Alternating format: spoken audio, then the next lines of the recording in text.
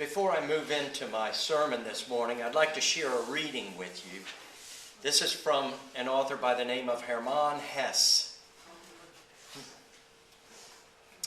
It is a strange but simple secret, known to the wisdom of all epochs, that every act of selfless devotion, of sympathy and love, however slight, makes us richer, whereas every striving for possessions and power makes us poorer.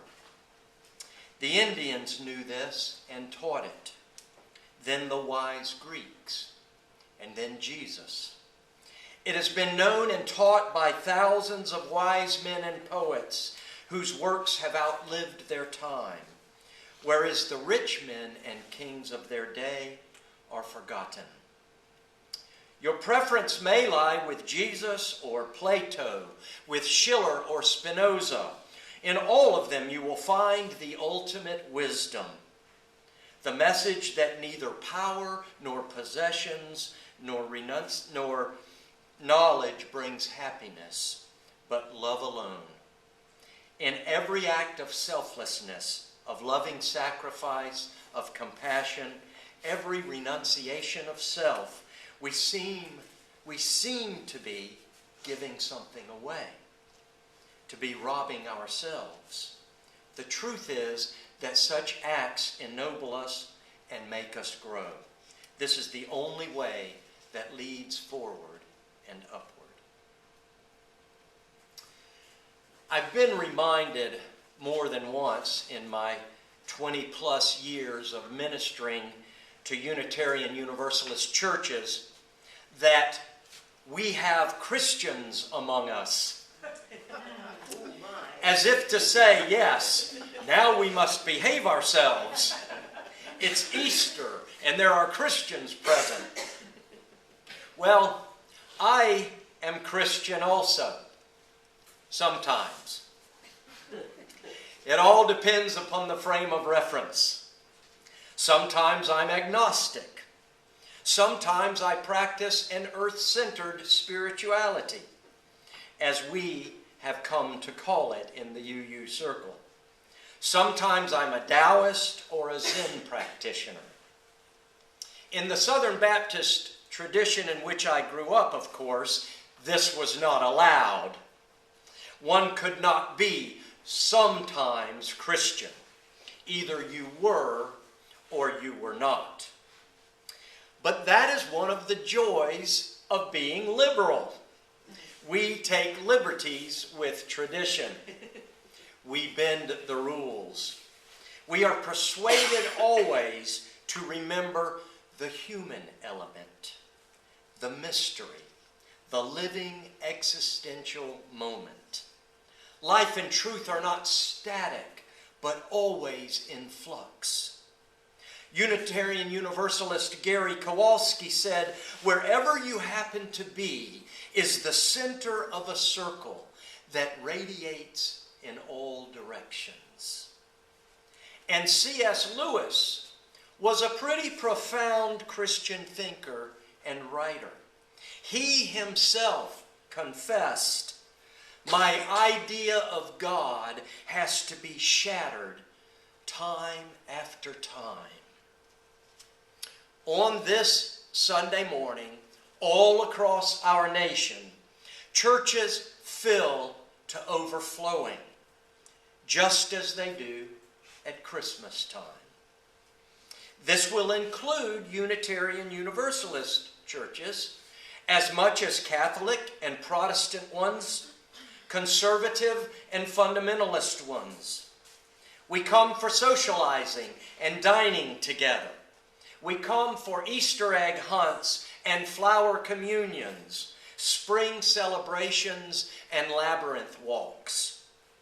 The Reverend Abi Janamachi, while serving as a UU minister in Florida, once said that many of our colleagues up north will be focusing on having survived another winter, or how the earth awakens again after the melting of snow, or the, quote, resurrection of spring. They do this Reverend Abbey said, because it helps them avoid the theological pickle that UUs find themselves in over Easter. Alas, the plight of Unitarian Universalist ministry. Take a day devoted to the celebration of the resurrection of a spiritual entity and deliver a sermon to a hodgepodge of humanists and Christians, atheists and Buddhists, rationalists and spiritualists. The Reverend Scott Alexander, who serves a church in Vero Beach, likes to say of UUs on Easter morning, we are all dressed up and nowhere to go theologically. Easter is the most ancient and important festival of the Christian year, perhaps also the toughest religious holiday for us to translate into worship. As Reverend Abbey told his Clearwater congregation, most of us UUs feel at least somewhat uncomfortable with the dramatic Easter message of crucifixion, death, and physical resurrection. And so we extemporize. We demythologize. We honor the Jewish Seder service and Passover. We have cups, the covenant of UU pagans, to educate us in the cycles of earth-centered rituals. Cindy Bell Clark, adjunct faculty member at DePaul University and author of a study on children's myth in contemporary America, said, ambiguity, in fact, abounds in Easter customs. Here are some tasty morsels from her delightful book called Flights of Fancy, Leaps of Faith. Of Easter customs, says Professor Clark, the eggs themselves are ambiguous, allegedly delivered by a rabbit rather than a bird. And rabbits, they represent ambiguous, enigmatic animals. Rabbits, although admittedly fertile, are difficult to, shall we say, categorize. Have you ever tried to ascertain the gender of a rabbit? Easter celebrates an ambiguity, Clark says, the idea that death can become life. Meanwhile, spring is here to point us toward fertility, fruitfulness, and growth. The Christmas Easter Advent is a study in transition, winter into spring, darkness and quiescence into light and vitality, dependence moving toward independence. Of the two holidays, one could argue that Christmas is actually for adults. But Easter, that's a kid's domain. Think about it, Cindy says. At Christmas, children are essentially passive in the Santa ritual. Tucked and nestled snugly into bed after hanging empty stockings, the dependent baby Jesus lying in a manger. That is its religious metaphor. By comparison, children are at Easter urged toward independence, coloring the eggs, the competitive action of the egg hunt itself. Christmas is Christology and culture. Easter is anthropology and nature. Christmas is the elf and reindeer. Easter is the whippoorwill, the ovum, and the lily. Christmas is the sublimation of divinity into humanity. Easter is the emancipation of humanity into harmony with the divine, a rising up Christmas is the winter solstice. Easter is the dawning spring. Springtime is for children because children are a part of nature. Wild. Easter celebrates new life, and children are new life. Easter is matriarchal.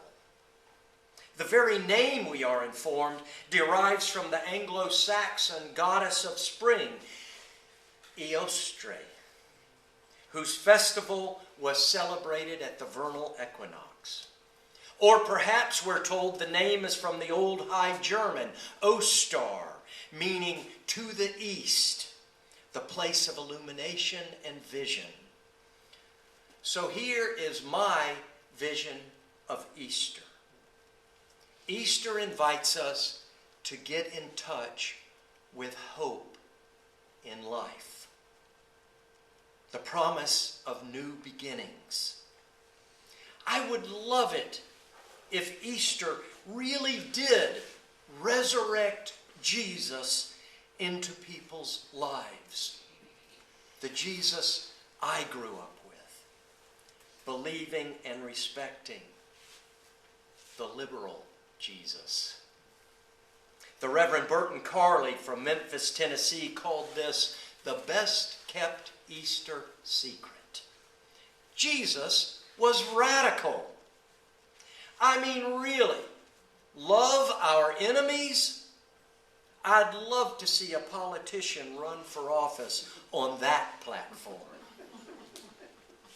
As far as I can tell, said Reverend Carley, people who claim to possess absolute truth, fundamentalists on the right and on the left, mostly act as if enemies are either to be converted, ignored, or destroyed. Christian author Anne Lamott wrote, "You can safely assume that you have created God in your own image when it turns out that God hates all the same people you do." Jesus rejected religious piety. He taught his disciples to measure the worth of a person by how they treated others, not by what they claimed to believe. He refused to interpret Scripture literally, and he broke the rules in order to heal and feed on the Sabbath. The saving grace of Easter is that life is meaningful. A question from our own UU hymnal, number 344. Can it be true that through all things there always something sings? The answer echoes back. This is the message Easter brings. From deep despair and perished things, there always something sings. A green shoot always springs. As Reverend Carley said, you do not have to take the resurrection literally in order to take it seriously. The good news of Easter is that the pain and anxiety and fear are not all. They are not the end. The disciples of Jesus witnessed and experienced violence, injustice, confusion, grief, and guilt. Activities which are all too much a part of our lives. Jesus is arrested, crucified.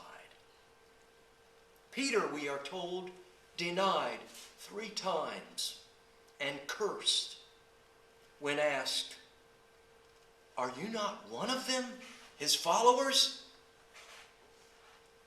And then we are told something miraculous happened. Jesus appears to his disciples again. But the greatest part of the Easter story is a part not often shared. Peter once again is questioned 3 times. This time by Jesus. His friend and teacher asks him, Peter, do you love me? 3 times Peter answers,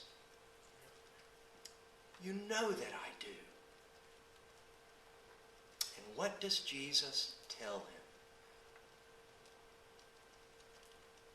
He says, feed my sheep.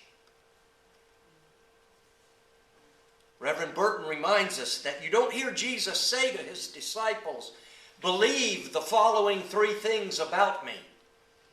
Call me the second person of the Trinity.